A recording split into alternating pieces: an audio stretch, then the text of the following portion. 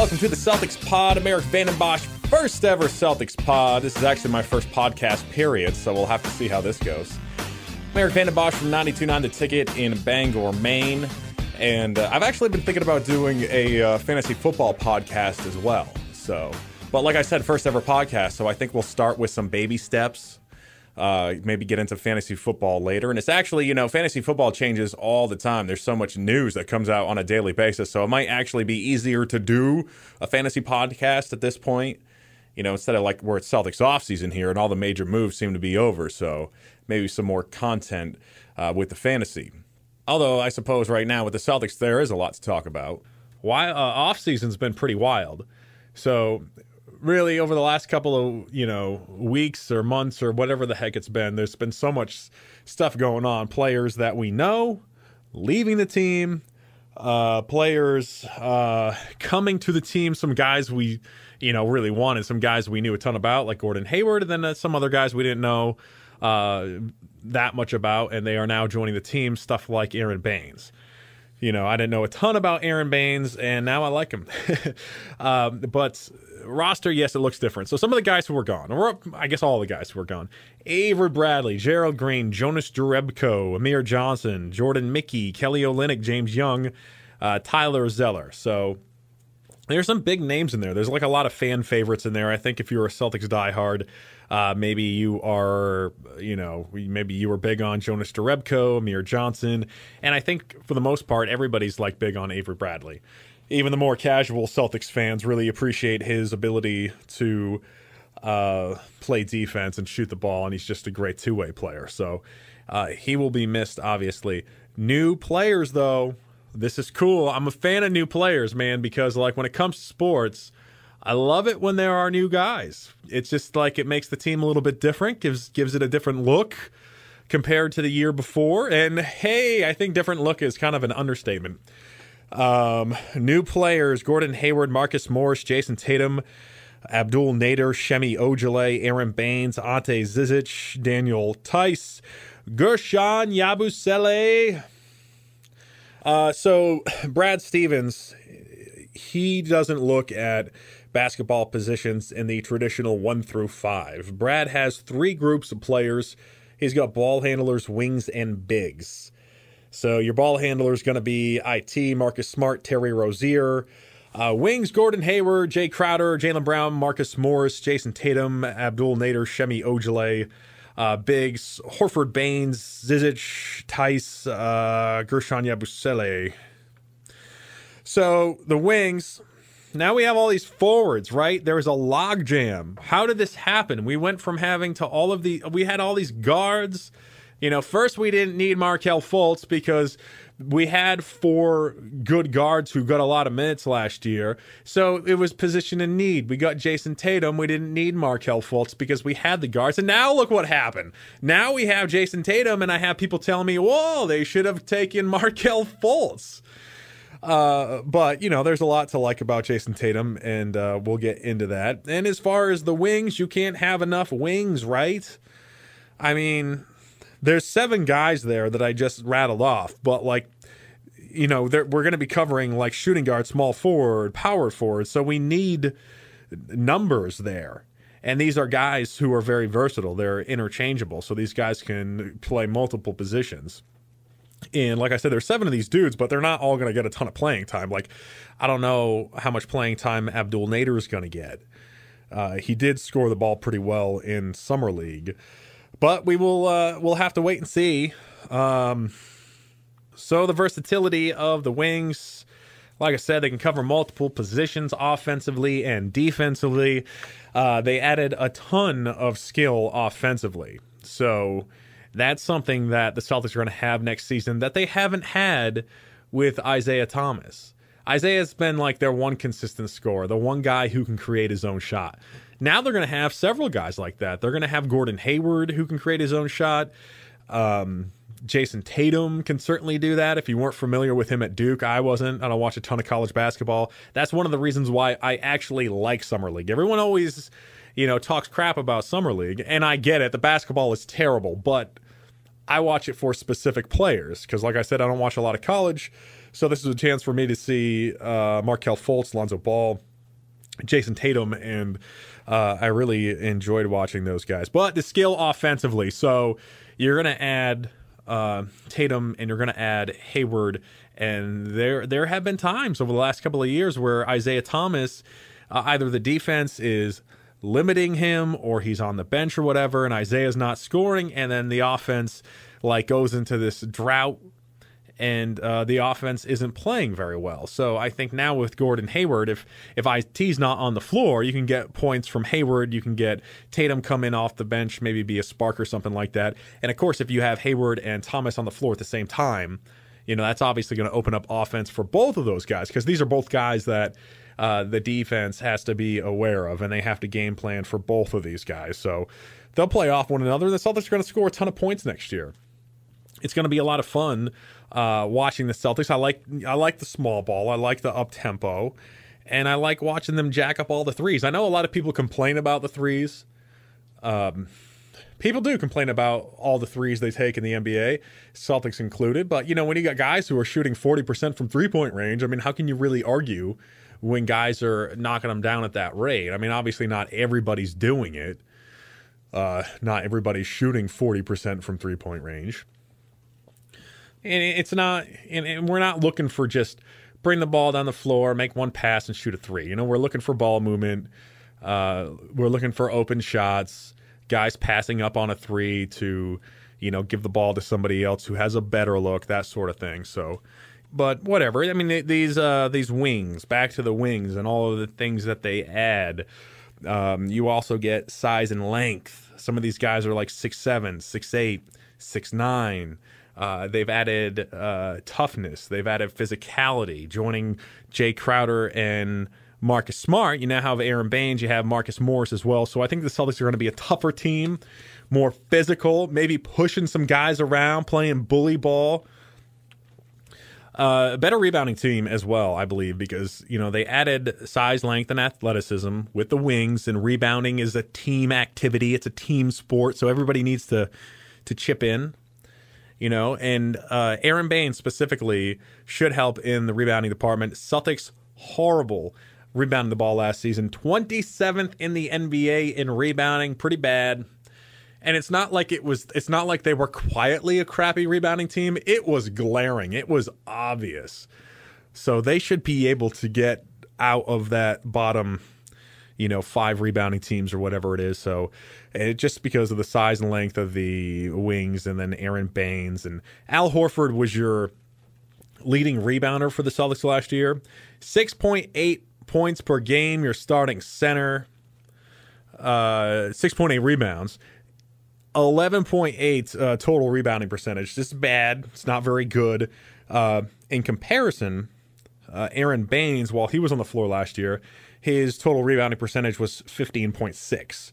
So that's already better than Al Horford's 11.8. And Baynes is doing this despite being out there on the court with Andre Drummond, who's just like bogarting all of the rebounds. 25% total rebounding percentage for Andre Drummond.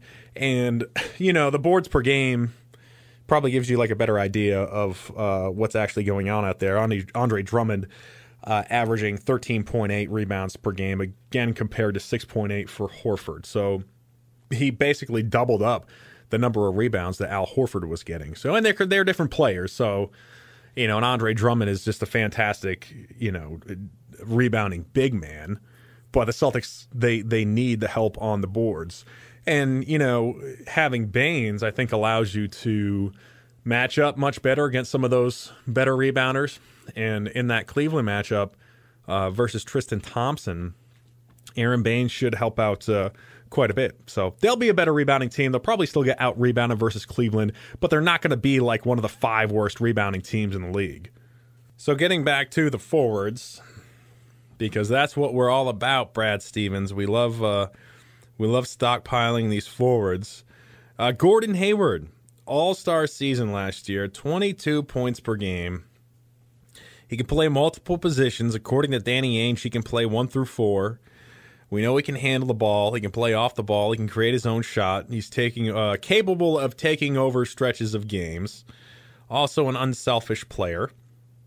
And I hate to see Avery Bradley go, but I'm going to compare Gordon Hayward to Avery Bradley because you had to move Avery Bradley to clear cap space for Gordon Hayward. And I know there's a ton of people who I've heard, podcasts, reading stuff or talking to friends or whatever, and they're like, Gordon Hayward's a good pickup, but at what cost, Erik? At what cost? They had to get rid of a lot of these guys to fit Gordon Hayward under the cap. And despite losing certain players, I mean, they're still a better team. Gordon Hayward is a better player than Avery Bradley. Again, it came down to cap space, so they had to move him. And then, of course, with Isaiah Thomas, he has an expiring contract next year. Obviously, they're going to prioritize IT over Avery. Avery's got an expiring contract as well, so he was going to go at some point. What better time to do it than at a time when you need to clear cap space for a guy who scores more than 20 points per game and is coming off an all-star year? Avery, not to minimize what Avery did as a Boston Celtic. Everybody loves Avery. He was the longest tenured Celtic on the team. Fantastic guy. I think that's like when people talk about Avery Bradley, before they get into he's a two-way player, he can shoot the ball. Before they get into that stuff, they're like, first of all, I gotta say, Avery Bradley is just an awesome human being. Just does things the right way. A guy that everybody wants, a guy that every coach wants on his basketball team. So that has to be included in the conversation about Avery Bradley. The Celtics have, they've got a good locker room. They don't have off the court issues and drama and stuff like that. Players seem to get along, and Avery is a part of that. And when Isaiah Thomas lost his sister when she passed away, Avery Bradley and Isaiah Thomas are friends, and Avery seemed like he was really there for Isaiah Thomas, there to be a friend and there, for support, because at that point, it's it was really Isaiah Thomas's sister passing away was terrible. I mean, obviously the guy lost his sister, and losing a family member, it stings. It sucked for Celtics fans to be so excited about the playoffs, and you watch them win 53 games, and you watch them, hustle their butts off and really work for the number one seed. And the playoffs are finally here. You're so excited, and then your star player's sister dies. So we were so excited for the playoffs, and now all of a sudden the games don't really even matter at this point. Now it's about, our favorite player, Avery's teammate. It's more about, some things that are more important than sports or whatever. And Avery was a guy who was there for IT. But as far as Avery as a basketball player goes, great two-way player, elite on-ball defender, elite perimeter defender. He can guard elite guards like Kyrie Irving. The stuff that he's been able to do against Kyrie Irving in the past has just been unbelievable. Kyrie Irving has awesome handles. That guy is so much fun to watch. He can fake anybody out of their sneakers, and Avery Bradley frustrated him at times. So Avery's defense is just, phenomenal, obviously. Great on-ball defender. And even versus some of the wings, too. He really frustrated Jimmy Butler versus Chicago in the playoffs. And then he's a good shooter, makes hard cuts to the basket. He is fantastic off the ball, but not as versatile as Gordon Hayward. Certainly can't play 1 through 4. He's not a ball handler like Heyward, not as good of a ball handler as Heyward, not as versatile. He can't create his own shot like Heyward can. Avery is, great shooting off dribble handoff, shooting off screens, though. The size, there is a size difference between the two. You get more size and length with Gordon. He's 6'8". Avery is 6'2". But anyway, want to get back to the wings that are on the team. Jayson Tatum, he adds size. He's tall, 6'8". That's taller than me by a lot. He can handle the ball. He can score. He can create his own shot. He's got that one-legged fadeaway, which is just awesome to watch. Stuff like that makes basketball fun to watch.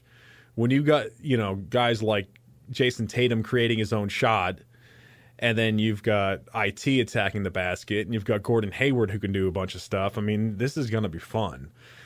But Tatum, he can get to the basket. He can post up smaller players. He can stretch the bigs. he's going to get playing time like right away just based on his offense. His offense is so polished for 19 years old. He can be a little bit of a spark off the bench. 17 points per game, 3 games in Vegas. Also 8 boards, 18 and 9 in 3 games in Utah.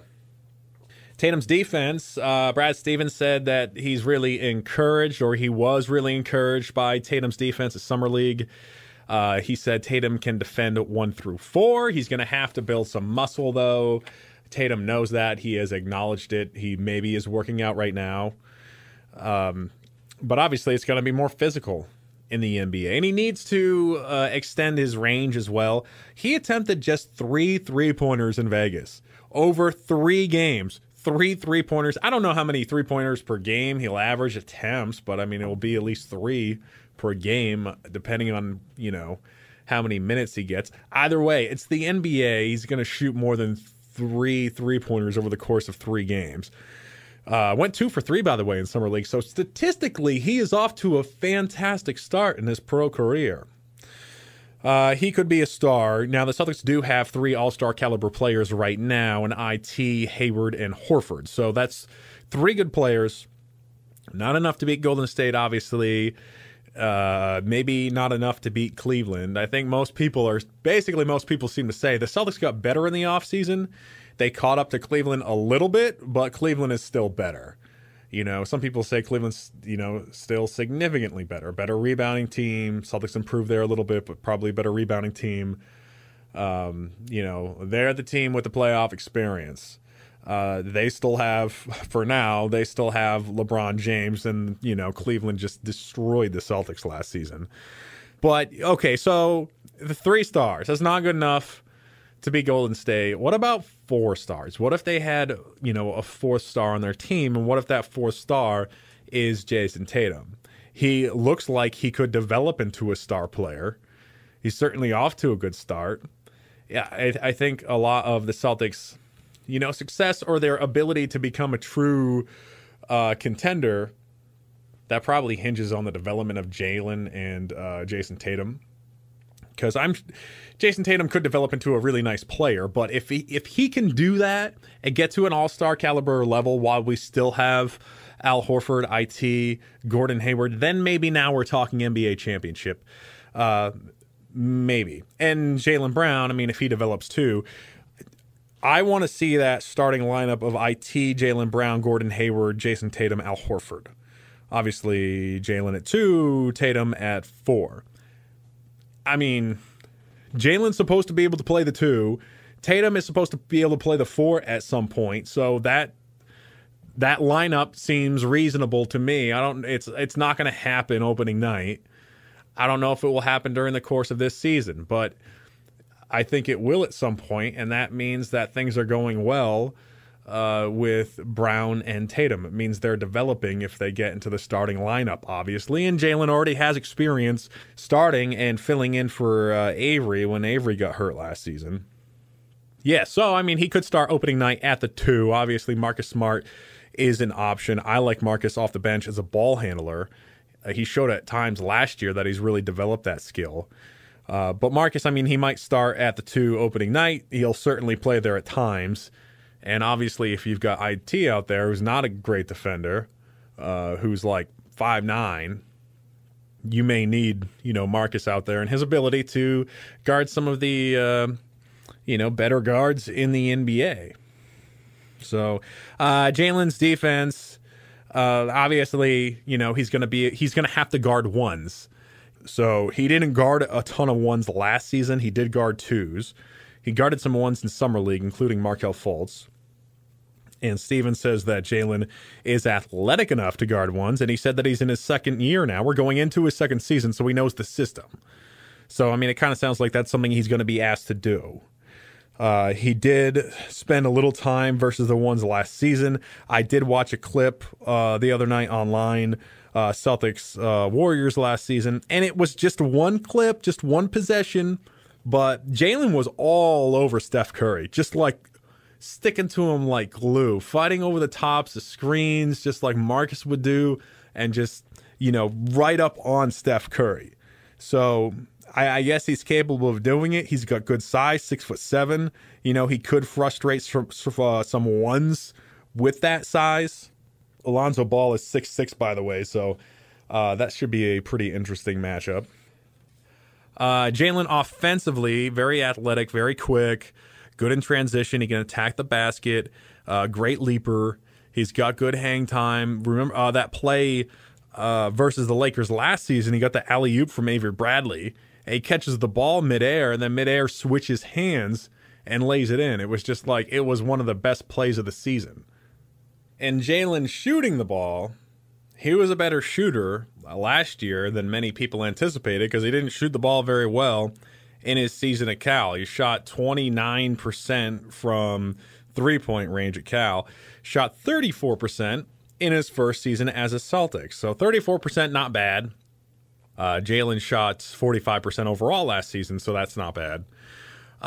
He did turn the ball over a ton in Summer League. He tends to dribble himself into trouble, so obviously he has some work to do offensively. He did handle the ball at Summer League, and he did look, comfortable doing that. So starting lineup, a lot of people like to weigh in on this because it's interesting. They have so many different players who could crack the starting lineup, and they have so many guys who are going to be involved. It's fun to project who will be in the starting lineup. I'm going to go with Isaiah, Jaylen Brown, Gordon Hayward, Jay Crowder, Al Horford. I guess, I don't know, maybe if I was going to go opening night, starting five, maybe I put Marcus in there at number 2. But anyway, so if you include Jaylen, you got your wings, Brown, Heyward, and Crowder. And you got good size there, 6'6", 6'7", 6'8". A lot of athleticism. You got defensive versatility too, because when these guys are switching defensively, if they can guard multiple positions and they may have a size advantage at some of these matchups, I mean, they can switch defensively and still be in a good position. And then, you still have wings that I didn't mention, Marcus Morris, Jayson Tatum, Abdul Nader, Shemi Ojale. Morris, 6'9", brings toughness and versatility on offense and defense. I think I read something from somebody who said that Marcus Morris was their best perimeter defender last season in Detroit. And he can stretch the floor too. He shot 35%, like I said, for his career. And with Kelly Olynyk gone, I mean, Kelly's a good player. He can stretch the floor. Last season, he only shot 35% from three-point range, and that was a step back because the year before, 40%. But anyway, I mean, he's a stretch big. He's a good passer. He did lead the team in total rebounding percentage last season. So there is some production there that you're going to have to make up, and I think between Aron Baynes and Marcus Morris, you're going to be able to make that up. Because Marcus Morris can shoot the three, so can Jay Crowder. They can both stretch the floor. Marcus Morris, like I said, 35% for his career from three, 35% last year from Kelly.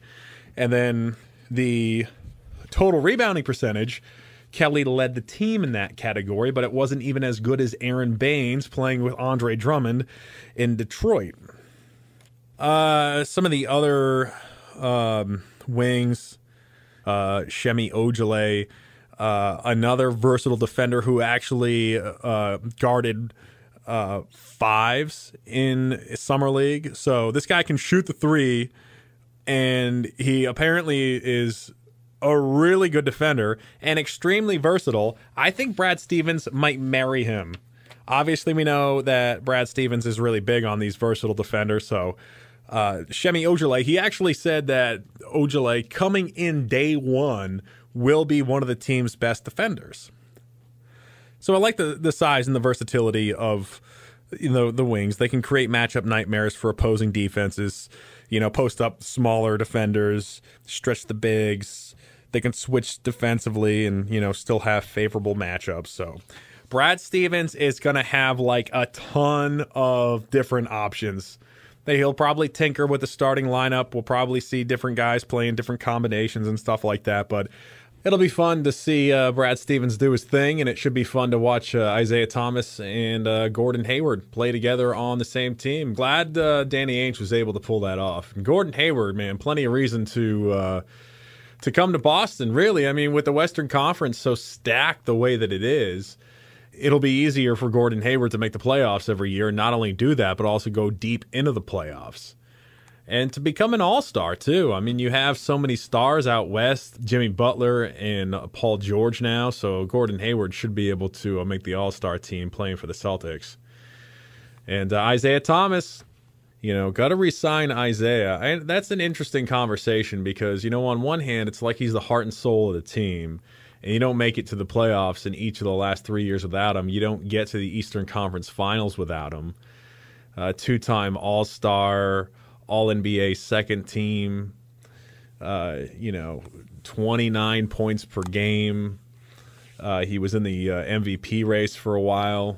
So, but some people point out, if they re-sign Isaiah Thomas and he gets a max contract, I mean, you can only spend so much money. So this is it, and people want that transcendent player. I get it. People want to win a title. I would love to see the Celtics win a title with Isaiah Thomas. I really would. I'm Erik Vandenbossche. That is it for me. First ever Celtics pod. We'll have another one here coming up pretty soon. So it's a lot of fun. And it's a good platform for me because all my friends are like, football fanatics and stuff like that. When we hang out, they're like, oh boy, here's Erik. He's going to talk about the Celtics now. And I try and sneak it into the conversation and stuff like that. Like if I'm talking to a friend on the phone, I'll start off, with some basic questions like, so how are the kids doing? What's going on with work? And then I'll just ease into that Celtics talk. And before they know it, they're trapped into it. So, all right. I'm Erik Vandenbossche. I'll be back here pretty soon. Take her easy. Go Seas.